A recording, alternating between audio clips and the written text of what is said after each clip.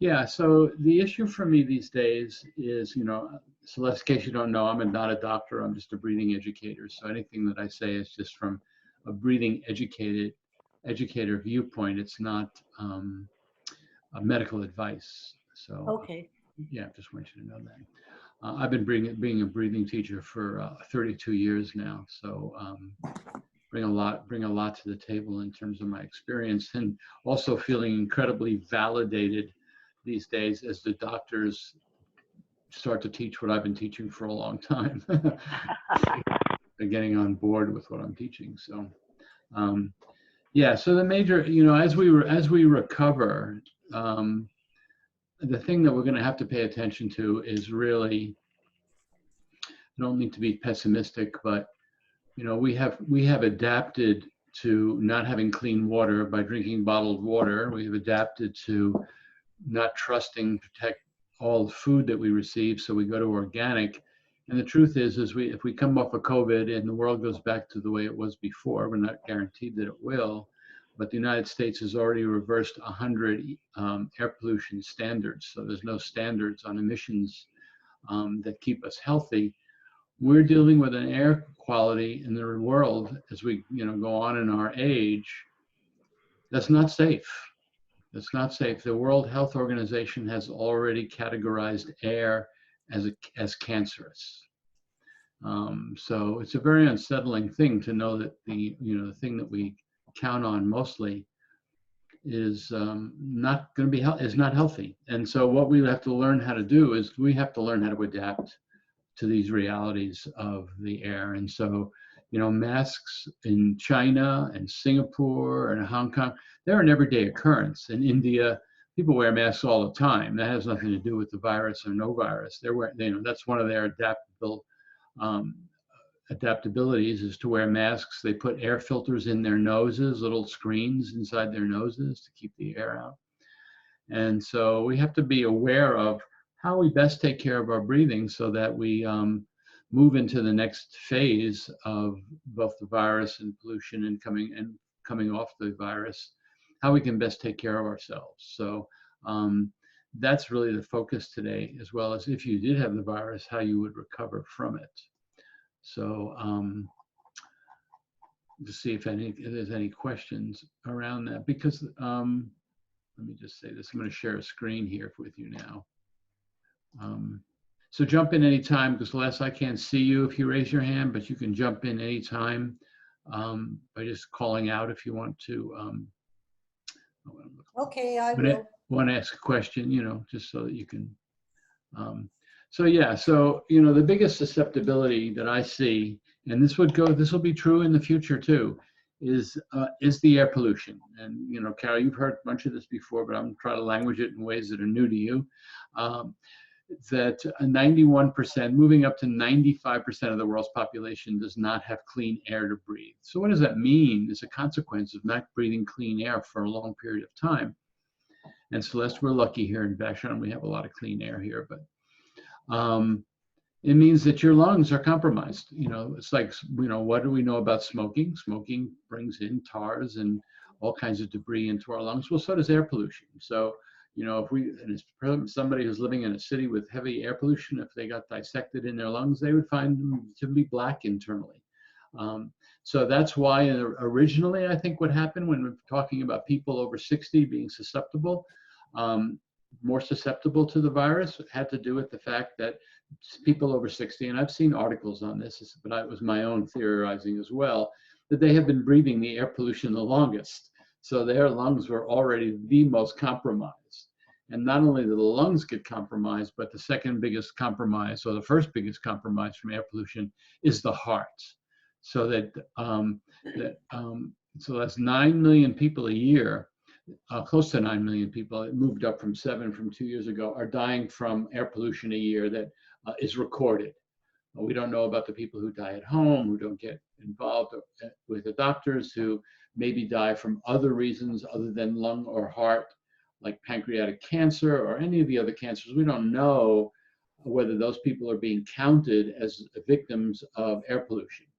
But you can see here from the bottom of the slide, 72% of the people who are affected and die from air pollution die from heart attack and stroke, and only 18% die from respiratory compromise. 14%, I mean, half of that 18% is lung cancer, and the other half is asthma, COPD, emphysema, and things like that. So it does more damage to the heart than anywhere else. And they're talking about people not coming in for as many heart attacks right now as they were, and they think that's because people are afraid to go to the hospital.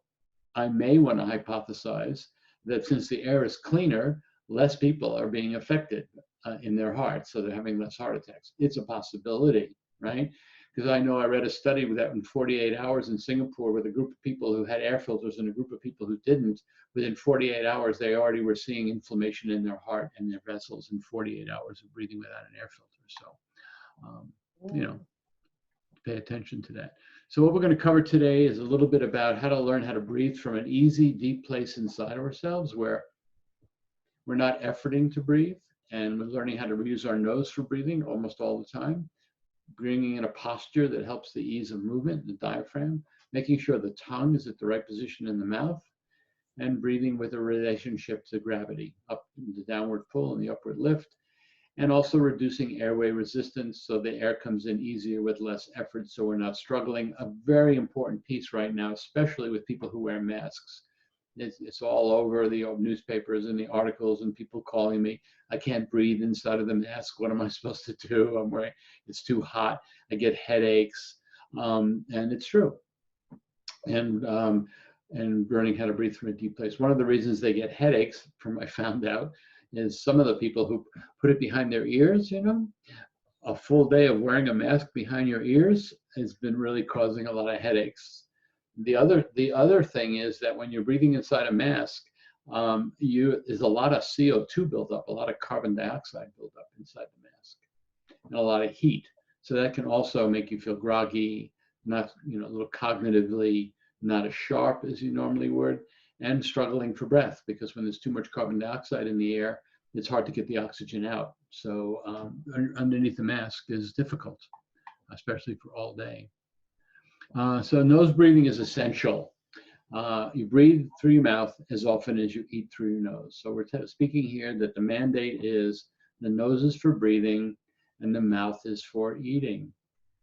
And so you have to break the habit of when you're using your mouth to breathe. And so the best way to break the habit is to make a list of noticing when you're using your mouth for breathing.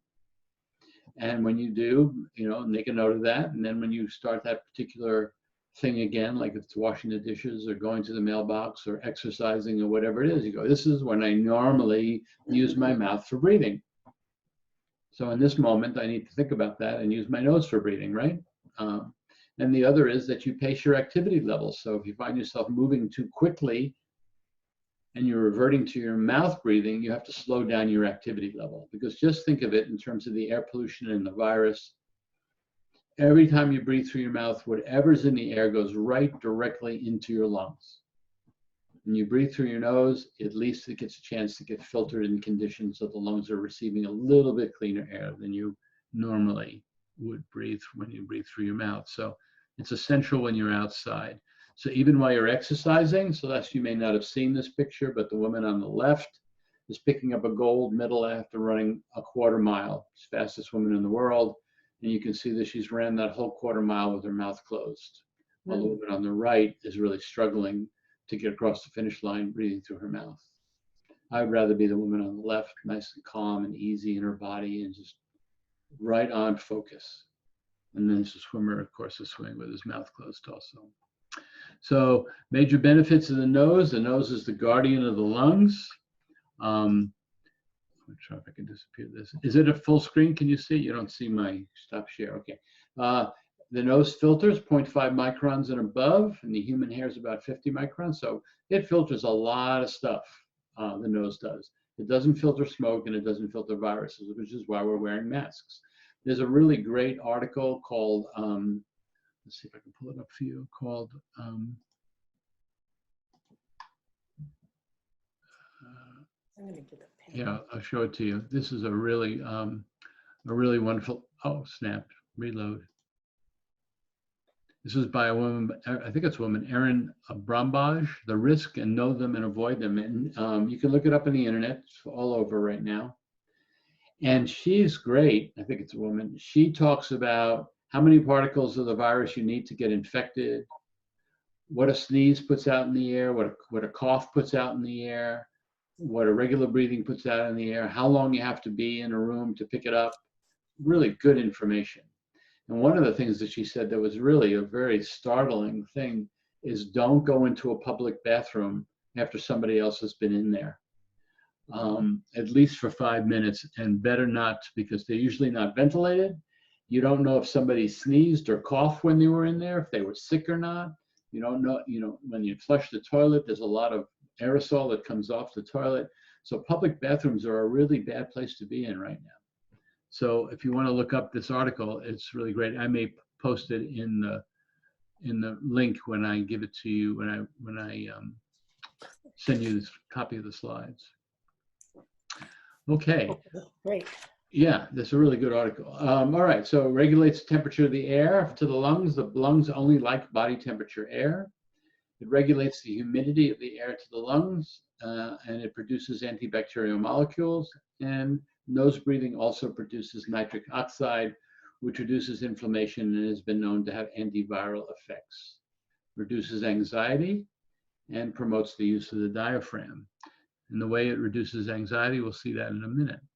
And gives your body a chance to innovate a response by presenting the invader to our defenses before it enters the lungs. I've read a little bit, this is my personal opinion, but there have been some articles that have agreed with this idea. Oh, okay, somebody wants to come in. Getting another person. See who this is. Aoife. Hi, Aoife. We see you. You see us? Me? Yeah, you. Yeah, hi. Sorry I'm late. That's okay. We're talking about the value of nose breathing, and we're talking about, we just laid in a little bit of the, even if the virus goes away, we really have to be attentive to how we care for ourselves now that the air even is polluted and is not safe, and really the breathing issue is as important whether there's a virus or whether there's not a virus. Okay, brilliant. Thanks. Yeah. Mm-hmm. So we're talking about the value of the nose.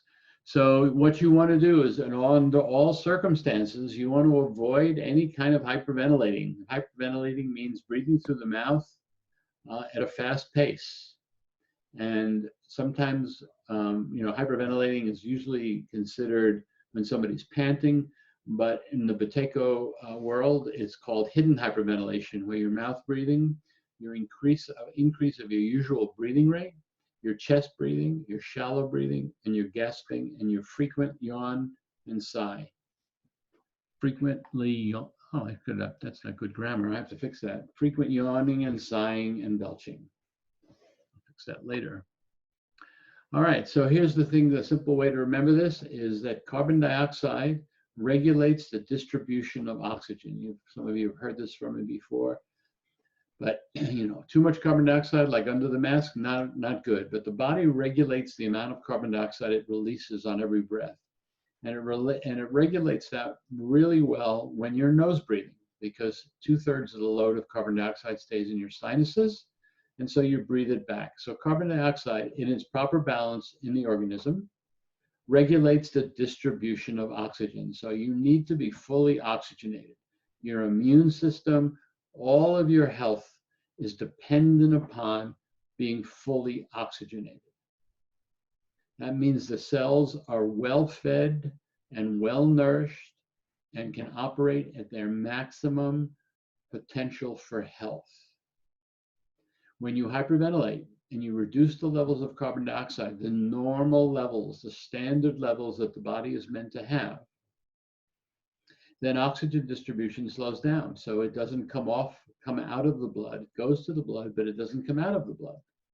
So if it doesn't come out of the blood and the cells are asking for oxygen for their nourishment and it can't be delivered, then the cells are in a starvation mode and they're working on their backup system. that starvation mode that the cells can get put in, it is the most stressful situation that the body can be in. It cannot mount its defenses against invaders. It can't sustain a rested and healthy organism. It's starving. So any outside influences, any outside stresses, whether it be the virus, whether it be air pollution, whether it be smoke, whether it be emotional, is going to be much more difficult to deal with when the body is not fully oxygenated. Can I ask a So- question? Yeah, sure, Carol. So I'm wondering, why aren't we all trying to get on oxygen like all night at home, you know, to try to oxygenate ourselves, particularly maybe someone like me? So the question is, why am I not on oxygen? And why aren't we all trying to get on oxygen? You know, why wouldn't we try to get on supplemental oxygen to do this? The only reason, first of all, supplemental oxygen is mostly used, see, unless you have something wrong in your lungs, like pneumonia or cystic fibrosis or bronchiectasis or COPD, well, not COPD so much, emphysema, that's COPD too. Almost everybody's body has enough oxygen, and that's why the issue of a pulse oximeter is so important these days. You're seeing more of it. Let me get mine out. You're seeing more of it spoken about, that everybody should have a pulse oximeter, one of these, that you put your finger in to measure your saturation levels. Because most everybody who's not debilitated in their lungs, including, will show a healthy saturation level between above 95, 97, 98. And so if you are below 90 on one of these, then there start to be concern. That means there's some inhibition from moving the oxygen to the blood. In that case, that's when people go on oxygen, when they consistently cannot get enough oxygen to their blood because there's a resistance in the lung because of some disease. So you wouldn't need supplemental oxygen if your body is fully saturated. The thing to know, Carol, is how to let that oxygen move from the blood to the cells in its maximal potential by having the proper levels of CO2 in your body. And those proper levels of CO2 in your body can be facilitated by some of the things that I'm going to teach you today, which you've gone over. And so that's what's helping. So one of the things that they're seeing now, I think I told you this before, some of you, that they had a man come in who had a 40 oxygen saturation level. He should have been dead, really, at that particular point. And they put him on his stomach, and in a minute, he was back up to 97. So there are things you can do, right? So his cells were now getting well fed again. So you wouldn't be on supplemental oxygen unless you had something wrong in your lungs and you couldn't move oxygen to the blood. So is that clear, Carol? Yeah. So here's a thing that Celeste is really good to know, to really feel into. Let's just do this together. You put a hand on your chest and a hand below your sternum and above your belly button, and you breathe through your nose, and you notice which hand moves first. So you want to see if your diaphragm is actually being used when you breathe through your nose. And you want to feel the effort of breathing, and you want to feel where breathing is in the chest, or is it down low, and the state of your nervous system. Do you feel pretty relaxed, or do you feel anxious? And just register those things. And then when you breathe, then take a couple of breaths through your mouth and watch what happens. Do you move to your chest? Do your nervous system get activated? Does it feel a little less comfortable to breathe? And you can go back and forth, because the purpose here is to really notice that every time you use your mouth to breathe, you're going to activate the nervous system to be on a little bit of alert of a threat.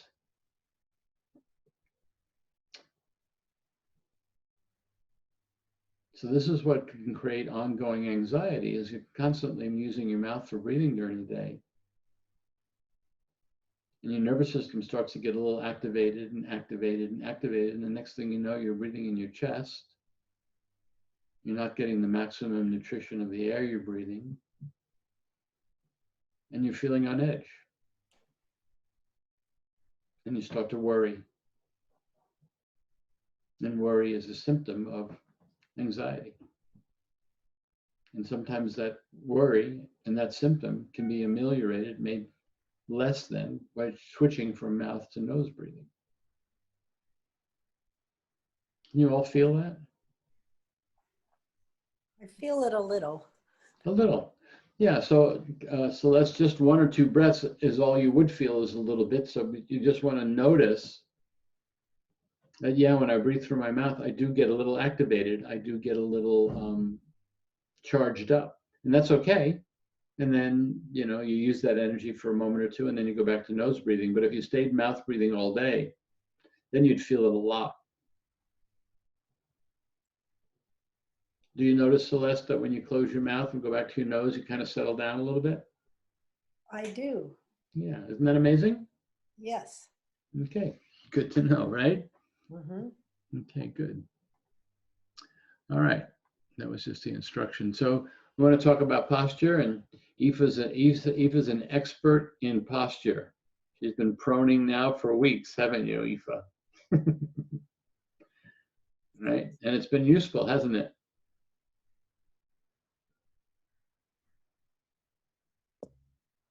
Yeah, it's been really useful. I mean, I'm so much better now.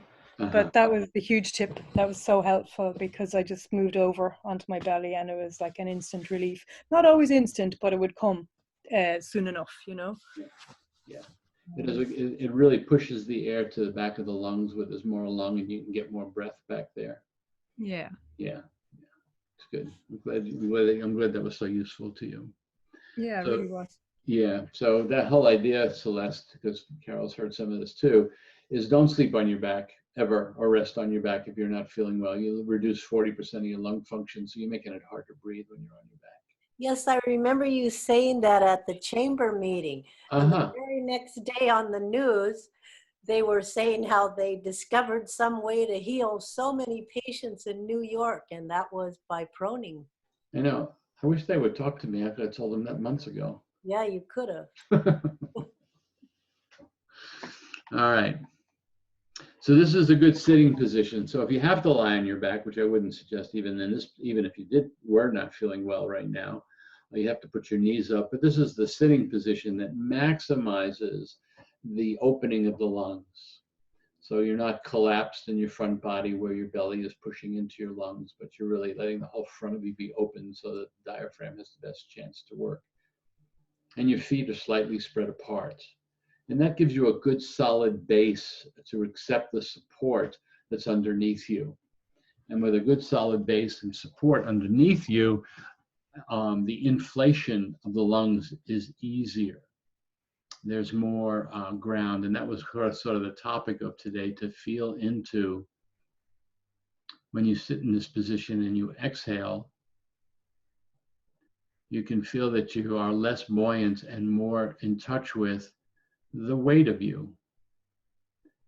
And that weight is heading towards the floor and towards the chair. And so hopefully when you breathe a few breaths or more with your exhale, you follow yourself down.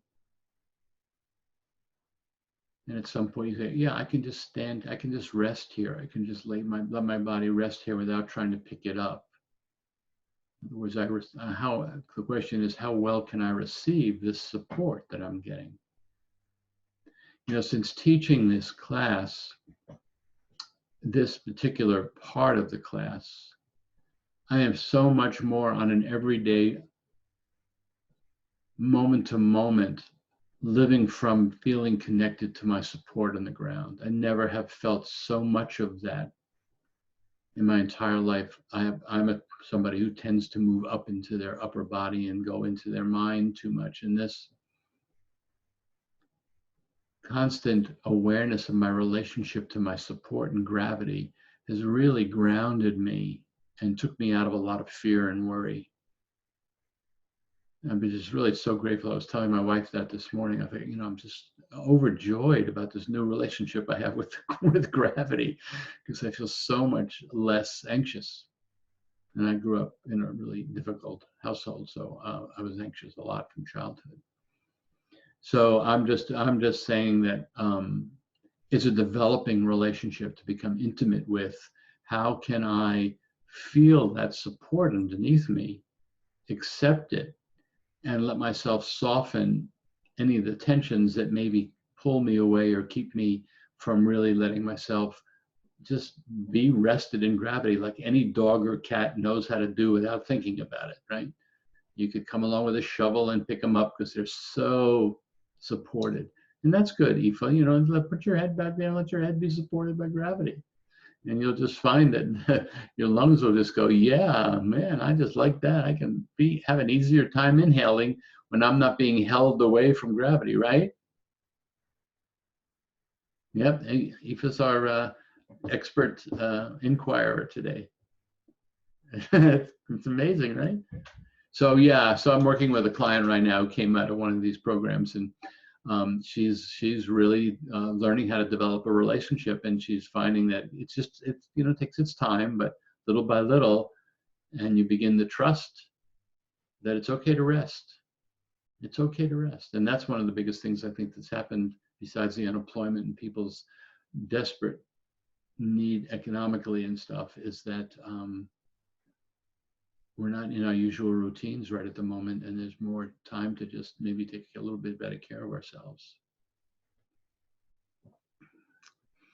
Okay, the other thing that's become really important, and this totally fits in for me too, I'm spending a lot more time with my tongue at the roof of my mouth as another way of feeling like I'm in complete ownership of my body. And so in this picture here, this pink piece, which is so appropriately colored because that's the color of our tongue, is curved and curled right up against our hard palate. And the teeth are, just like a few millimeters apart, and our lips are lightly sealed. And so the best you can do about having your tongue there and seeing if you can really awaken the back of your tongue, this root back here, to be upraised towards the upper palate. And that also completes a connection of energy in our body to make it more coherent. So with the energy of gravity holding us, and the energy of the uplift of gravity inflating us, and our tongue properly placed, it's easier to breathe. And when it's easier to breathe, our nervous system is less anxious. So I trust that you're all trying that at the moment. So does your tongue touch your teeth at all? Celeste, good question. Thank you. If you had clean hands and you put your finger behind your upper back teeth, you'd find the ridges back there. And so you put your tongue at that first ridge, not right exactly up against the teeth, but the first ridge. So about 1/4 of an inch or less behind the teeth. And if you want to feel what the back teeth feel like when you put them up, you can say ack, ack. And you can feel the back of your tongue lift towards your teeth in the back. Ack. So you want to take a little bit of control of letting that back of the tongue rise to the back as well as the front. So it curls in the palate. And so you want to try that. You want to play with that a little bit and see if you bring your tongue down, because this is the issue, Celeste, if you look at the picture, tongue at the roof of the mouth, open airway space. Tongue down from the roof of the mouth, smaller airway space. So that's the kind of thing you're attending to, is that you feel an easier flow of air in and out when the tongue is up. And this is the facial development of children who actually don't keep their tongue at the roof of their mouths. It narrows the face and it upsets the growth of the face and the teeth. See, this young girl here at 5 had a nice round face. For whatever reason, I don't know, she started to become a mouth breather. And by almost a little more than 2 years, her face narrowed and her teeth got crooked. And this boy, this is what happens. You lose the jaw, you get an overbite, and there's not enough room. And it makes it difficult for breathing too, because when this face is like this, that upper palate is arched more instead of spread wide like it is here. So it gets up and pushes into the nose, and then there's less airspace in the nose. Fascinating, huh? Yes. So you want to practice that with your tongue. Anybody want to say anything about that right now? That I'm not used to doing that. Yes, I know. And it's, it's just, it's the same thing, sort of like gravity. It's a practice, when you think about it, when you notice it. Normally, Celeste, is your tongue down at the roof, at the bottom of your mouth? I'm somewhere in between. Somewhere in between. Okay. Well, you can, when you're aware of it. And the thing that you want to look for, the reinforcement of why you want to do that. So you're checking out to do it. Does it feel better? Is it easier to breathe? Do I feel more sense of an internal connection to my energy, to my life force? And when I bring the tongue down, what happens? Is it harder to breathe? More constriction? I feel a little at loose ends. That's my experience. And when I put the tongue up there, it's like immediately breath gets easier, and I feel more internally connected. So it's a relationship you're developing with the tongue and the roof of your mouth and your breathing, and finding the value in it that makes you want to engage with the process more. Can you feel a difference, Celeste? Yeah, it's not quite comfortable doing that yet. No, it isn't. It'll take a while. And the thing that's really important about, I'm just looking at my clock. The thing that's important about the comfort level is to not force it, to find a way, if you can just let it be up in the roof of the mouth in a gentle way. Okay, I'll do that. My internet is going in and out, so I lose you a little bit every once in a while. But not bad, not bad. Okay, good. All right, so here's the nose clearing exercise. Some of you have done this with me before. Basically, it's this. You take a breath in. If you can, breathe through your nose. If not, you use your mouth for breathing. You take a breath out. You pinch your nose with clean hands, and you bob your head for 6 to 10 times if you have any heart condition. If you don't have a heart condition, you want to hold your breath until you feel a slight urge to breathe, so that when you breathe back in, it's a normal, easy breath. It's not one like you have to grab for air. And that will help clear your nose up.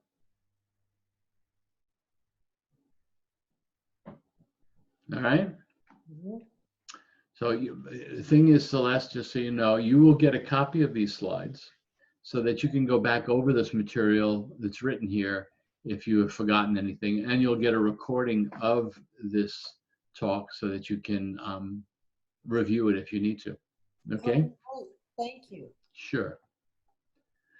So talking, this is a particular important issue for me. What's one of the ways we activate our nervous system is that when we're finished a sentence and I'm pacing my activity level, I close my mouth and I breathe back through my nose. So I have to talk by exhaling out through my mouth. But when I finish that, rather than activating my nervous system, I close my mouth, take a pause, take a breath in, and then I can talk again. So all of these things take practice to be comfortable with waiting and pausing to take that inhale without feeling like you have to keep talking. Yes, Carol. So I'm trying to get my lungs more capacity by going up some hills, but I'm wearing a mask. I immediately get out of breath, and I feel like I can't catch air without my mouth breathing. I know not to, but I start to panic. And I was wondering, does that just mean I'm trying to do things too fast? I think so. You have part of your lung is missing, right? Yeah. And so you have less capacity. And so you're also challenging the other parts to take over for what's not there.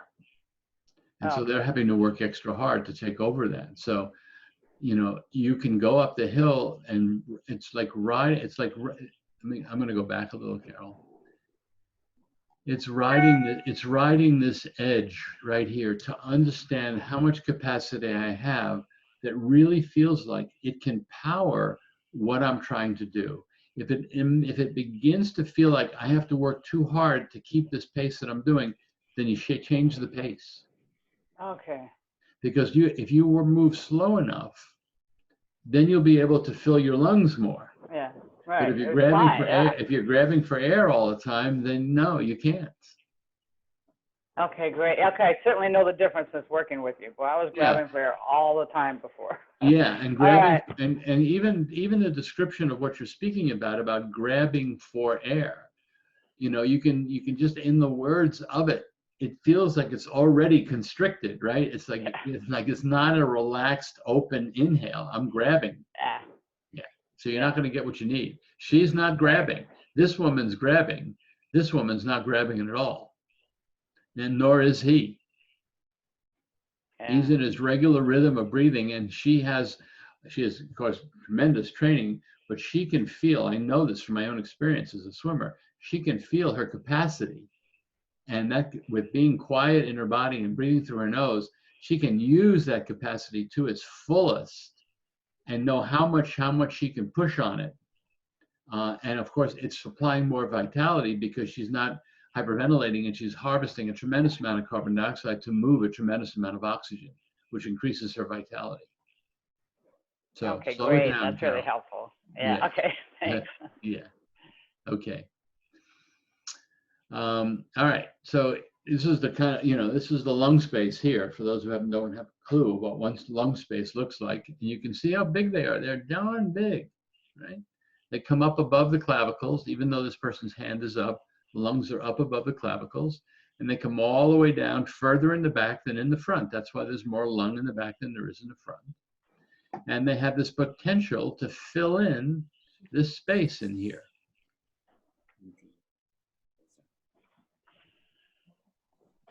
Right? So you can open them up and fill way back in here. That's what we were after, Carol. That's what you're after accessing. You're after accessing the lungs in the low back. Okay. That's where you want to pay attention to. So you can even just try it just now. Just put your attention on this image. Think about this image. Think about that part of your body back there. Keep that image and the attention in that part of your body and breathe in and just see what happens back there. Yeah, I can feel it. You Yeah. can feel it, right? What you feel really is movement, right? Mm-hmm. Yeah, so that means that they're working back there. And so that's where the power is, way back in there, way back in there. So when you're looking for power, most people think, oh, I need more air, and you're up in here. Well, look how much smaller the airspace is up in here. Yeah. You can't get it. Just look at the picture, right? So you want See. more Wow. airspace. You want more airspace. You want to get it from down there, Yeah. right? Wow. Okay. Yeah. So remember this saying, breath follows awareness. So where you want to feel air, put your awareness. Wow. So you may not know where you want to put air, but now you're learning where to put air, which is you want to put it way down at the bottom, back down there, because also right below here is your center of gravity. So where your pelvis meets your spine is your center of gravity. So by breathing back down there, you're also in your center of gravity. So when you're in your center of gravity and moving from your center of gravity, you're spending less energy than trying to move from higher up in the center of gravity and trying to keep your balance at the same time. Right? Great, Okay. thanks for the question, good question. All right, so here's a way to reduce some airway resistance, and you might chime in, Carol or Aoife, and talk about it to Celeste, about using this silent syllables of sa and ha as you breathe in. So this is another inquiry, Celeste, another way of trying it. So the idea is to think the syllable sa when you breathe in, and the syllable ha when you breathe out. And you want to watch that your lungs feel like they may open more fully and more easily as you're thinking the word sa. That you can feel the expansion. And if you wanted to take a bigger breath, just keep thinking the syllable sa, like you're elongating it out. And with the lack of resistance, you can continue to draw air into your body without the resistance that normally comes in by trying to take a big breath while you're grasping for it or gasping for it, or even when you're breathing strongly through your nose to get more air. Everything tightens up when you put effort in, but when you just say sa when you breathe in and elongate it, you can get a whole lot more air in your lungs with a whole lot less resistance. And this is what the doctors are trying to get, and the nurses are trying to do in the hospitals, to get people to recruit more of their lung tissue in breathing. That's really working. Good. Isn't that amazing? Yes. It is. It is. It totally is. So here's the things that I'm always tracking, as as both, because I want to keep experimenting and I also want to stay healthy and connected. My relationship to ground, my tongue at the roof of my mouth, and my lack of resistance in breathing with sa and ha. After a while, Celeste, you don't even need to think those words. Those syllables. You can just the mechanism, and you can have your body breathe that way. But you want to feel like, yeah, my body's really breathing. It's got a large capacity. Mm-hmm. Very different. Yeah. Mm-hmm. Well, good. Keep remembering that. All right. So here's another piece that is being written about now. We've been talking about it in Buteyko World for a long time. Is the production of nitric oxide inside your nasal passages. And nitric oxide is a vaso and bronchial dilator. It makes breathing easier and blood vessels easier. It reduces inflammation in the lungs and in the vessels, and it increases oxygen distribution. And in 2006, I think this is an important piece to know, in 2006, they tested the effect of nitric oxide on the SARS virus. And they found that it had antiviral properties. It was killing some of the virus. So we want to make sure that we have the maximum amount of nitric oxide in our body that the body can produce. You cannot produce it when you're mouth breathing, so nose breathing is one of the ways. And then humming for 20 minutes, up to maybe 3 times a day, will increase the nitric oxide 15 times, as much as 15 times the production. So if you were feeling ill, man, humming. I'd hum away all day long if you're starting to feel like you're starting to get sick.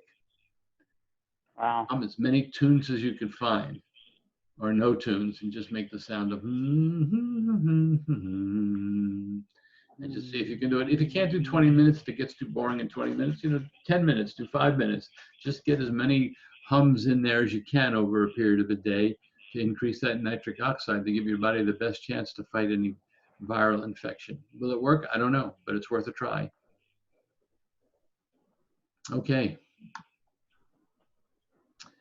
Well, I teach the stop cough exercise if you're coughing because of a tickle or postnasal drip. But if you've got a virus and it feels like your body is filled with phlegm, you want to cough and get that stuff up and out. So this would only be used if you were just dealing with allergies or, chronic pattern of coughing. Basically what you're doing is you're reducing the size of your breath, swallowing, trying to keep your nose breathing going instead of breathing out of your mouth when you're coughing. Tell your body not to cough. Easier said than done, of course, in some cases. But keep your nose breathing going when you have a tickle.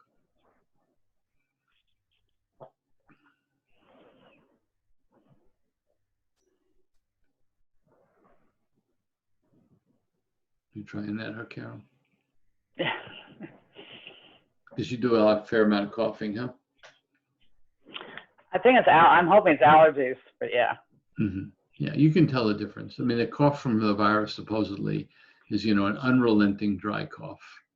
Oh, okay. An unrelenting dry cough.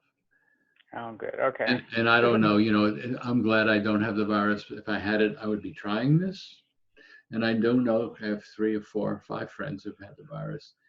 And mostly they say this, the quieter they breathe, the better they are, right, Aoife? Mm-hmm. You can't be forcing the air in. It's too painful. You don't have the energy for it anyway. Wow. It's got to stay small.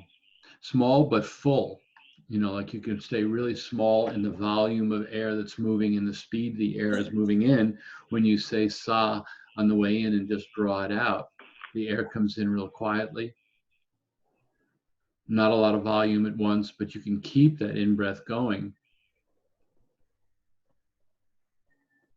to really get a good lung expansion. So this is another important one. I don't know. Hey, Aoife, have you been trying this one at all, the mini pause, since you learned it? You can just nod or not.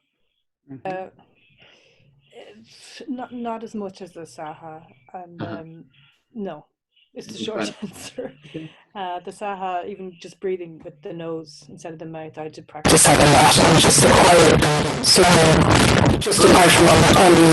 Oh, something happened to you there. All right, gotta turn your mic off. Okay, I did. There's some major amount of static came through. I don't know what that was.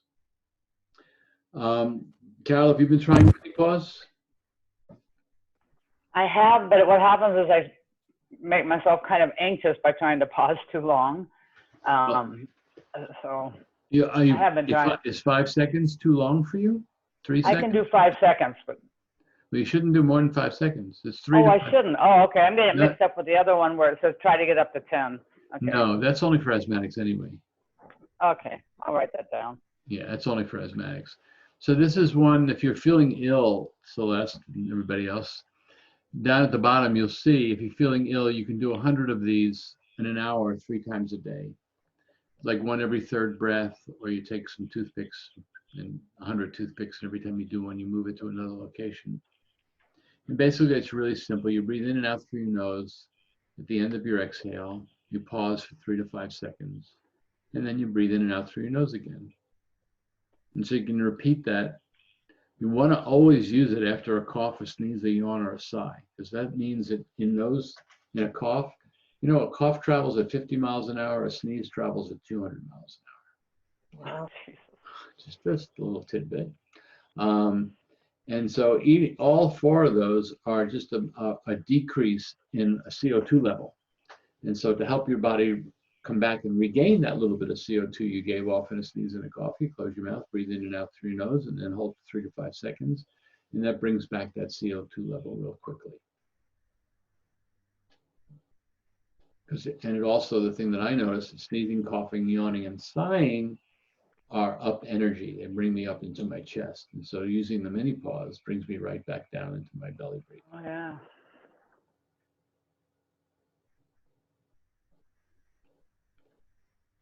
So we had a woman on here. I don't know if any of you were on here at the time, Lori from San Francisco. I taught her the Buteyko method in 2004 or 5, and she's been using this ever since. And every time she feels like she gets slightly ill, she does this mini pause for, the 100 of them in an hour. And she said, it disappears her illness right away.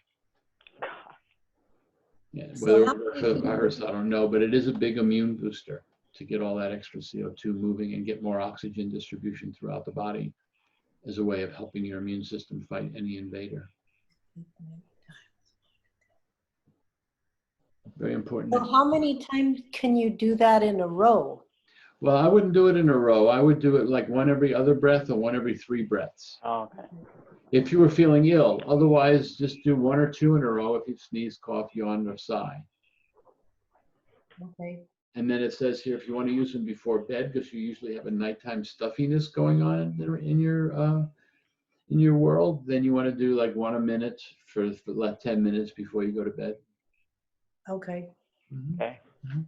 That's when I notice I do my mouth breathing is at night when I'm in bed. So All I right. started doing this silly thing about 2 weeks ago, and I put a Band-Aid on my mouth, top to bottom, not vertically. And it kind of helps me remember. Yeah, so that's a good segue to this conversation. This is what I use. This is what I recommend, Celeste. This is paper tape. Oh, okay. And so there is a couple of ways to wear this. Just the instructions are, because there are people who are going to watch this video who are not here today. The first thing you want to do is you want to bend over an end so the sticky part, who coughed? Carol. Mini pause.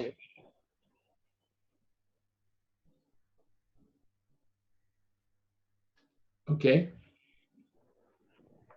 And that's it. Yeah. Instantly calms you, right? Yeah, it does. Mm-hmm. It totally does. It Yeah. totally does. I know. It's like a miracle little thing you can do with your breath. It's go, whoa. So anyway, take it and you bend over a piece that's not sticky, so that the sticky parts are together. So there's a tab basically, and then you, with clean hands, you take off some of the sticky, and then you can wear it one of three ways. You can start off gently wearing it this way as a reminder while you're sleeping to keep your mouth closed. You can graduate to a little more security this way, and maybe another piece this way, but really the end result we're looking for. Oh, okay. So it is. Mm-hmm. Okay. And you have the tab, so if you wake up in the middle of the night, and when in the morning, you're really gentle with it, so you don't tear your lips or you push it out with your tongue. Okay. What kind of tape was that again? Okay, this is called paper tape. Paper tape. Okay. It's made by 3M. It's called Micropore. It's what they use in the hospitals. You can buy a version of this in CVS or Walgreens, maybe even on the island, by NextCare or Johnson & Johnson or Curad. Those are the name brands you want to use. Or you can buy it on Amazon. And then in the stores, it's $4 and $5 a roll. On Amazon, it's like 39 cents. Okay, great. Thank you. I buy them by the box case, 24 in a box, so I give them away. Um, But these are really good to go to sleep with, so that's so you don't mouth breathe during the night. Otherwise, you're reducing the effectiveness of your immune system. You're starving your cells. You're losing too much carbon dioxide, and you are also dehydrating yourself, as well as triggering the autonomic nervous system to be on edge while you're sleeping. Okay. So many reasons why to keep your mouth shut while you're sleeping, right? I'm working on it. I'm getting better. Good. Well, I'm right near you here in Vashon, so you can always check in with me if you need to. Okay. So this is what I was talking about earlier, was about making a list, just getting a piece of paper, making a list, and just noticing every time you use your mouth for breathing, write it down. And then you'll start to understand your habits. And once you understand your habits, then you have a possibility of making the change. You can look and see, how does that habit reinforce some behavior in me, and what are the downsides, and what would be the upside to changing that habit? And I hope I gave you enough reasons to want to change the habit of any mouth breathing you may be doing.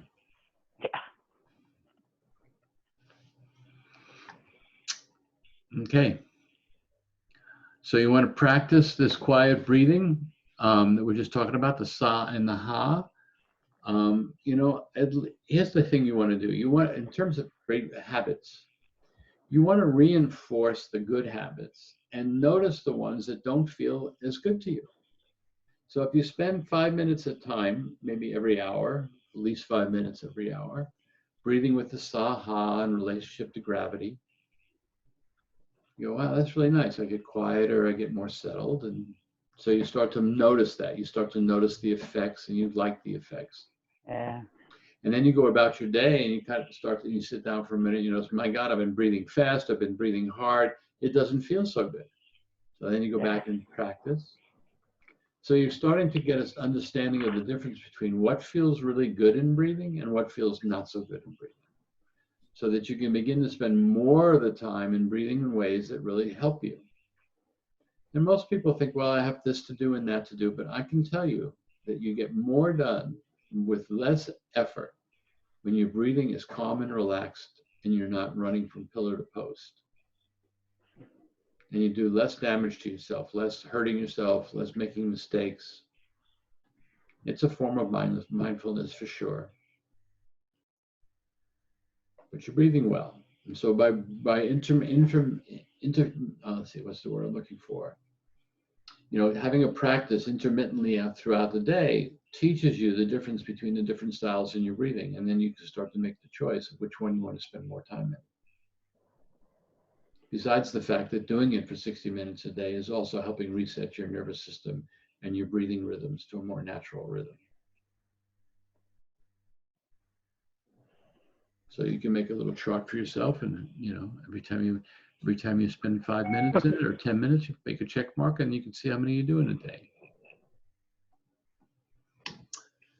So here's one I've been playing with also, which I picked off of the internet, which I really liked, which is present moment. So when you look at the screen, do you see the whole line, present moment awareness at the top? Yeah. There's nothing, no Yeah. interference. Okay. No. So present moment awareness is a sensual experience. It's an experience via the senses. So it's not a mind experience. It's a sensing experience. You're in your sensing body. So this little exercise is really great when you feel like I'm just really lost to myself right now in my thinking. You look, what's one thing that I can taste? You know, there's always something in your mouth you can taste. 2 smells, noticing 2 smells in your environment. And this is a perfect time at spring. There's a lot of flowers out there to smell right now. 3 touches, you know, you put your hand on your thigh, or put your hand on your heart, or just tune in to feeling your breath move you from the inside. Being touched by breath. 4 sounds in your room or outside. And then 3 things in your visual experiences: colors, shapes, light, dark, shadows, trees, people. And all of a sudden you're like, wow, you know, I'm just feeling more awake to this present moment experience rather than thinking about future or past events or worries. So I have a sense that maybe all of you just did that. At least Carol did, I can tell that. Mm-hmm. Yeah, how does that feel? Calm.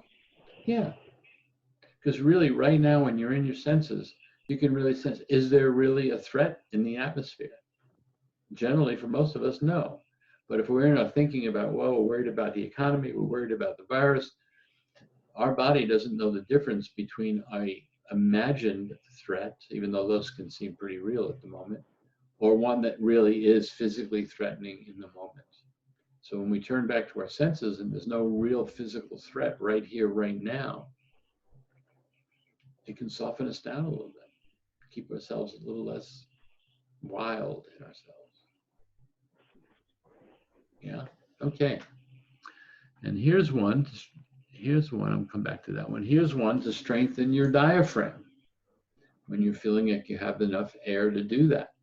This is from a guy, Carl Stowe, who was a choir director and was teaching people how to sing by strengthening their diaphragm, and also worked with the Navy to help people with emphysema restore their breathing after suffering so much from, especially naval officers who had to deal with a lot of asbestos in the ships. And so what he noticed is that people who had emphysema and were weak in their breathing had holes in their diaphragm.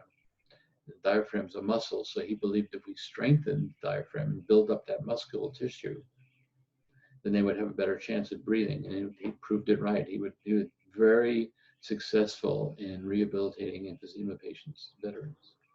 So here's what he did. Besides massaging people to get them to really soften and relax so the body breathed easier without tension, he had them counting, and then he had them singing, but he had them counting to make the diaphragm stronger. So this is what this looked like. Taking a breath in.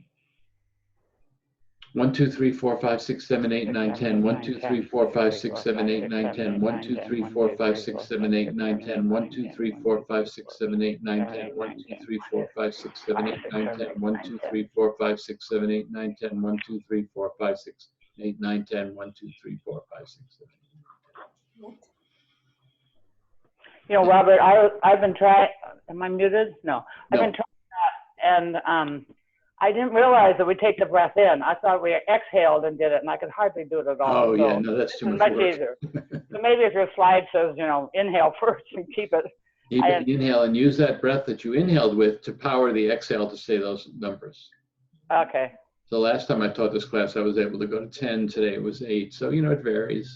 But if you do it, you know, if you do it throughout the day, you will Okay. strengthen that diaphragm so that more capacity you're looking for, Carol, you'll develop a more of a capacity for breathing. Okay. Very good. I like that one. Good. Yeah. Simple, right? Not much to do. Just But practice. I thought you did it like Carol too, just from reading it. Well, let's see, Ken. Breathing out. So I'll have to revise that. I'll have to revise that to breathe in and then count 1 through 10 repeatedly until out of breath, and then breathe through the nose. All right, I'll fix that slide up. Thank you. All right, here's a good remedy for helping balance, is to take 1/4 teaspoon to 1/2 teaspoon of sea salt Yeah. and dissolve it in a cup of water and drink it as medicine 2 or 3 times a day. Aoife, did you do any of that? It totally works. I know it does. I'm amazed that it worked. Yeah. Did you try it, Aoife? No. Okay. I was too obsessed with getting my breathing right. I didn't have flu-y, coldy. It was purely shortness of breath I had, and strain with breathing. So, but I will in the future. Yeah. Good. And here's how to keep your nose clean. Use a neti pot to wash it a couple times a day if you're out and about, especially when pollution comes back in. Like I said, the people in India wear filters in their nose, and after an hour, those filters are black. So if you don't wear a filter, your nose is going to be black. So rinsing your nose out with a neti pot, or just, you know, putting some water under your hands and splashing it up in your face, sucking it in, and then blowing it out, and just using a Kleenex and wash, you know, blow your nose and get all that debris that's, and some of it may be visible, some black stuff may be visible, but other stuff may not be visible, but at least you're keeping your nose clean. Just like your mother told you to do. Don't get into trouble, keep your nose clean, right? So like I said before, everybody should be wearing a pulse oximeter. Or not wearing one, at least having one in your home. I mean, I think it's an important one. So what they found, if I don't know if you had one, but you know, this is what they counted on. The doctor said, well, what's your pulse? What's your saturation levels? If they were low, they said, well, you get in the hospital right now. And a doctor from, I don't know where he was from, I think in Connecticut, he said, we would have saved so many lives if we had used pulse oximeters. People would have known right away, they're too desaturated, we need to do something. And they could have done something alternative to ventilators, because 80% of the people on ventilators didn't survive. And so, I know it's a standing, right? That's not the way to go. Now they're using CPAP machines and other modalities to get air into people's lungs other than ventilators. But if they could, you know, so like I have a friend who's got COVID right now, and he's got a monitor, and he's watching it, because if he's fine, and if in the next hour, he measures it every hour, if in the next hour it dropped way down, he'd have to get to the hospital right away. That's how we know how to go. And it can change that fast, right? Aoife, 1 minute you're fine, and next minute you're short of breath, right? Mm-hmm. Yeah, right. So everybody should have one. They're, you know, they've come down in price. They're, you know, under $30 right now. And you may even be out of stock in some places. But, you know, originally when I bought my first one, it was $300 and you needed a doctor's prescription to get it.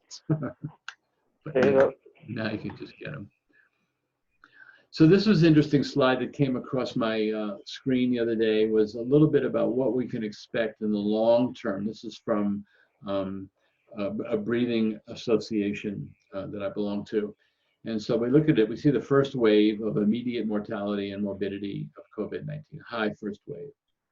Second wave is the impact of resources. And the first wave curtailing. Third wave is the impact in services, because everybody's so busy with COVID that they don't have what other people need for other things that's wrong with them. But the fourth wave is the one I'm paying attention to. It's higher than the first wave. It's psychological trauma, mental illness, economic injury, and burnout.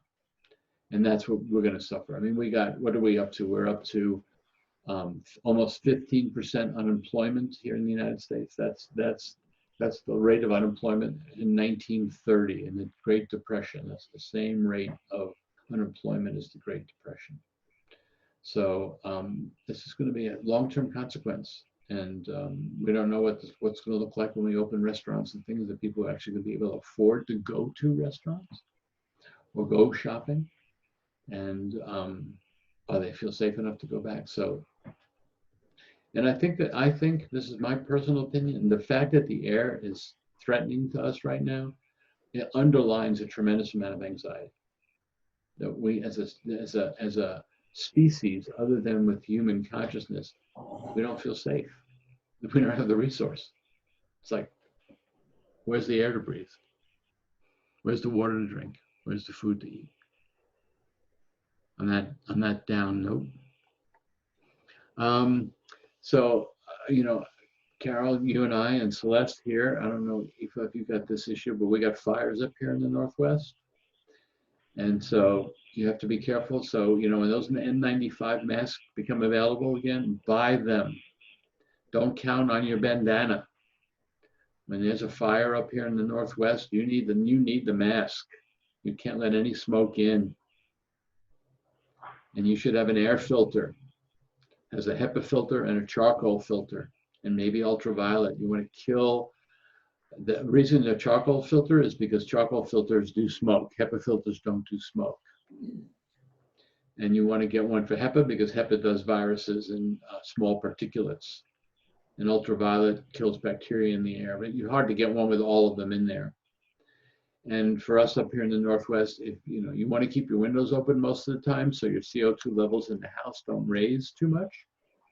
But when you can't open the windows to get fresh air, and there's smoke outside, you can't cook in the house, especially if you're susceptible to damage from smoke. You cannot cook. That goes for you, Carol. If there's smoke outside your window, you can't cook.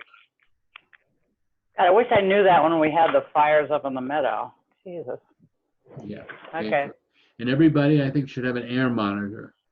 That's what these look like here, so that you can track the air in your house. Did you ever get one, Carol? An air monitor? No, I got a filter, but not an air monitor. Yeah, I think everybody should have an air monitor in their house now, because it tracks the particulate level, and it tracks the CO2 level, the temperature, and humidity. So you can see it up here. In the living room, it's fine, but if you were tracking the weather in Hong Kong, it's for gas masks. So my meter tracks my indoor air quality and the Seattle and Vashon air quality. So I know what's going on in Seattle at all times, and I know what's going on in my living room. Okay. And then this screen changes, and it tells you the CO2 levels. And that's really important, because this healthy CO2 level is in the low 400 parts per million. When you get up to 1,000 with windows closed and you're watching television or breathing in the room or reading, you lose 15% of your cognitive function. If you sleep in a bedroom at night with your windows closed, it can go up to 2,000, which means you lose 21% of your cognitive function temporarily. So CO2 can feel really claustrophobic, can make you nauseous, and can make you really tired. This is replacing the oxygen in the room. So, and filters, and like I said, everybody should have a filter. And my reading now about COVID and the filter is that if you were in a restaurant and they had a filter, it should be on high. And if you're in a workplace and you want to have a filter for yourself, you have to make sure it's rated for the size of the room you want to be in, and then you run it on high to keep the air moving and going through the filter so the stuff doesn't stagnate around you. That's the biggest issue, is filtration. The more closed up the room you're in, the longer you're in it, the more susceptible you are to taking enough of the virus in to cause an infection. That's why I said the thing about bathrooms, very close space. So this is additional monitors. This one on the left I just got because it also does volatile chemicals, and it also does formaldehydes, which are in carpet and places like that. So you want to be really careful about those. And the one on the right, that's for people who are really concerned about radon, which also is cancer causing, and people who live in the country. And so those are just other options. There's all different ways to measure. And I want to see if there's any questions now, because we're pretty much done. With less people on, it takes less time. Yeah. God, that's great. Celeste, you got any questions? I'll think about it for a All minute. right, well, let's just spend a few minutes here in a breathing exploration of, so I just want to say that there are more slides here, but these you'll get, and these are just things that you can look at in resources. So let's just spend 5 minutes here of getting in a good position to breathe. Putting your feet flat on the floor if you can. Sitting upright. And beginning to kind of engage with Sa and Ha. And feel the buoyancy and the inflation as you breathe in with Sa.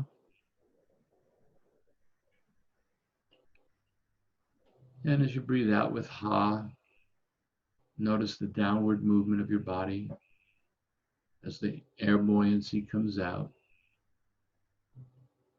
And maybe more connection to your feet on the ground and your bottom on the chair. And keeping that grounding sense, that resting sense where you feel connected to the chair and to the floor. Keep that in your awareness as you breathe in with Sa.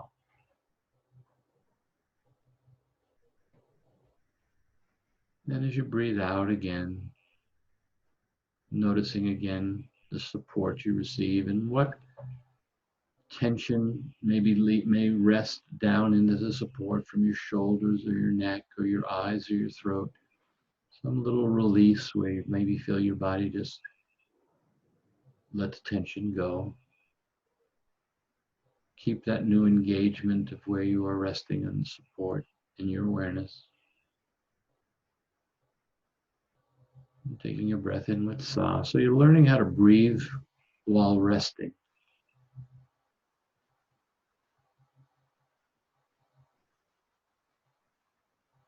Each new breath is a new experience. So I'm not trying to duplicate what happened in the last cycle of breath, but what's here presencing itself in my awareness as I inhale with Sa.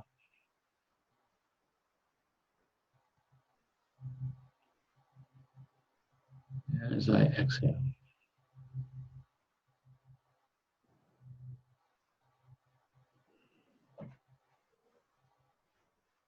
So it's a noticing of a rising and a falling wave.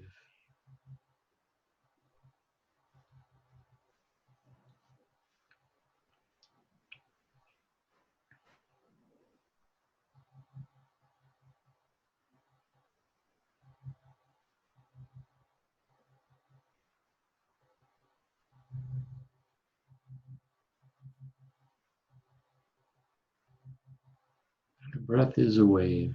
It's like when you're outside in a breeze and it feels like it's not one thing only. It comes in waves of temperature and intensity. And no two breaths alike. Feeling the breath move, sensing the movement, sensing the temperature, sensing the smell of breath makes breath a present moment experience.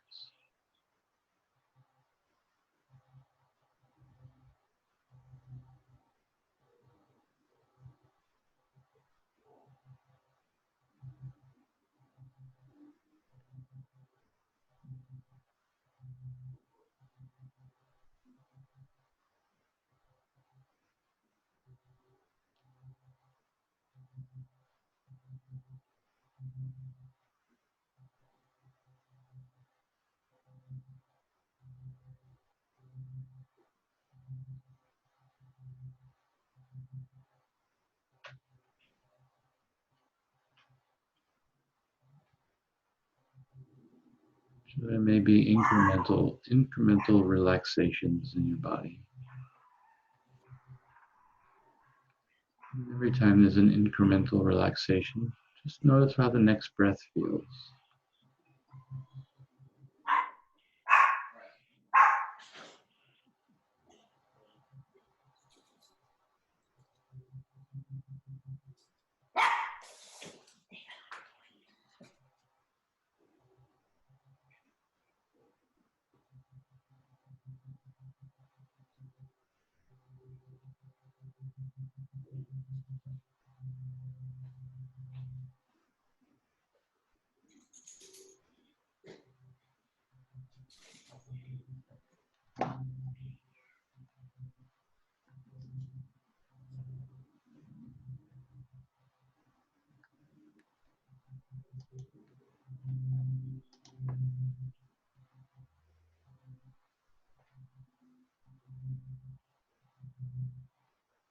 right, take another minute here. Seeing what you're learning, seeing if you're getting an experience more of your breathing and how to be a real good companion and friend to it. It's what keeps you alive. You want to be really honoring it, treating it well.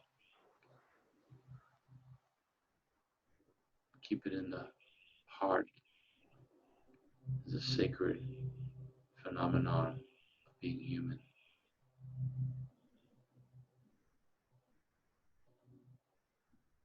Brings life to you.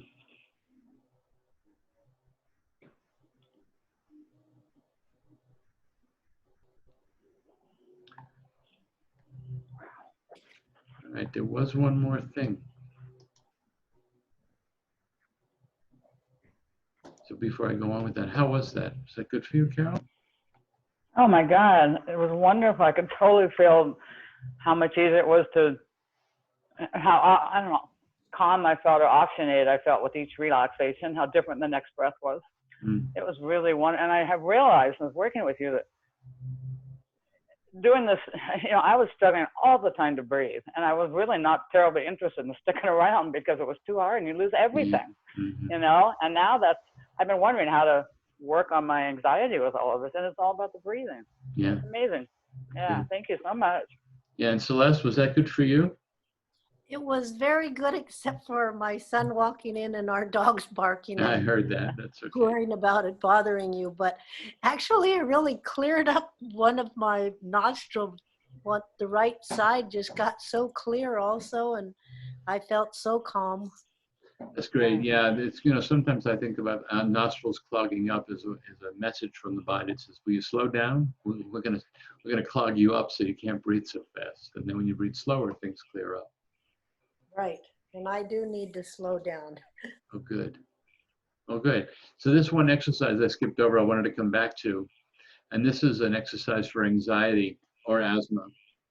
And it's one you can do for yourself, or it's one you can do for somebody else. Lead them through it if they're having trouble with their breathing. And this is a really simple exercise. I'm going to take you through it. It's only 81 seconds.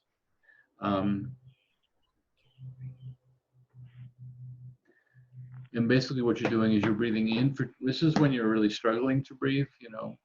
You're a little quiet now, so it may be a little fast for you, but if you're really breathing fast or having a hard time or can't catch your breath, as people say, you can do this one to help you get reestablished. Basically, the pausing at the end of the exhale is like a mini pause. You're giving yourself a chance to accumulate a little bit more CO2 in your system, which will help the oxygen delivery, which then helps you slow down some and gives you more sense of being nourished. If you have asthma, you're going to take it to the count of 10. You'll understand after I take you through it.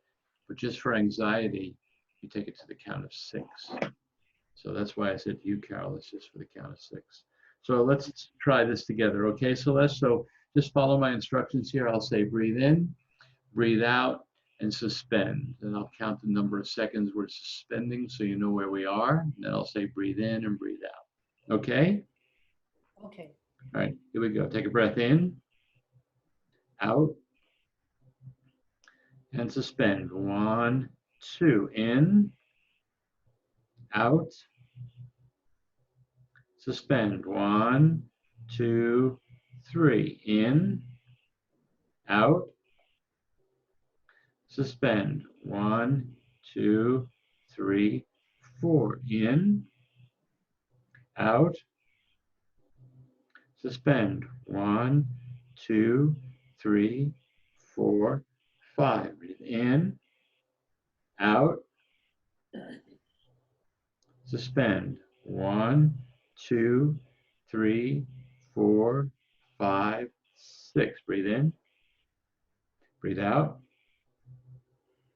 suspend. 1, 2, 3, 4, 5. Breathe in, out, suspend. 1, 2, 3, 4. Breathe in, out, suspend. 1, 2, 3. Breathe in, out, suspend. 1, 2. Breathe in, breathe out. Great. So that's a good one to practice, a good one to have as one of your skill sets. So Carol, when you're talking about, getting up the hill and you're out of breath and you didn't take care properly on the way up the hill, sorry, you can do this when you get to the top of the hill. Oh, okay. Yeah, and restore your breathing when you get to the top of the hill. Just take a time, take a moment, do this exercise. Might be hard on the way up to hold your breath for so long, so many times, but on the way down, you'll start to feel really settled back down again. Okay. But if you're having asthma, Okay, then cool. you would take it to hold 7, 8, 9, 10, and then you'd come back, or it's as close to 10 as you could get. And since you're building CO2, we have to remember CO2 is a bronchial and vasodilator. So by increasing that CO2 level, you would be opening up your airways. So kind of acting like an inhaler for those who have asthma and don't mind to have their inhaler with them. Okay, so that was the last thing I wanted to share there. I'm gonna stop it. Great. All right, any questions? It helps to do these with you because I find I do them wrong when I'm just doing them from the slides. Great. So, So Cal, thank you and I have had sessions. We can do sessions online too, if you need privately. Yeah. Let's see if I Well, can- all right. This has been enjoyable. Yeah, thank you. Yeah. So I'll be sending out I'll send you the article. I'll send you the, oh, Celeste, hi. Now when I see you in town, I'll recognize you. Right. Yeah. It was great. I really liked that. Thank you so much. You're welcome. Yeah. And I'm with Carol. I like doing the breathing with you. But Yeah. I learned it on the chamber meeting, and I did do it a couple of times by myself, and it was good.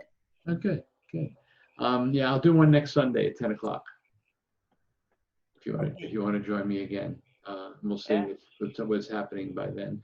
And if the same people come, we'll just do breathing exercises. We won't have to go through all the other information if the same people show up.